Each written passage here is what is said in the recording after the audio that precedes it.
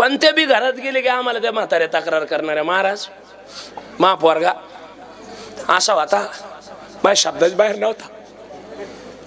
मी शब्द टाकायचं मा पोरगा ऐकायचं, पण लग्न झालं महाराज, त्याची बायको घरात आली आणि महाराज मा पोरगा माझ्या हातातून गेला. तुम्हाला सांगते महाराज, शब्दानं ऐकत नाही. आणि बायकोने सांगितलं की, बायको म्हणली चाला राजूरला, गेला गाडीवर बसू. बायको म्हणली चाला शिवण्याला, माझी साडी घ्यायची, गेला शिवण्याला.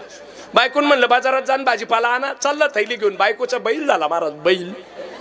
एवढं बायकोच्या आरी जाव का पाहुणा तर माव जावई देव माणूस. माया पोरीला शब्दानं दुखत नाही, फरची पुसतो, भांडे घासतो, नळावर लुंगी लावून पाणी भरतो, दळून आणतो, देव माणूस. हिचा जावई पोरीचे सगळे काम करतो तो देव देव माणूस. आणि हिचा पोरगा नुसतं बायकोच ऐकतो तो बैल. गणित कुठं लावतो विठाला.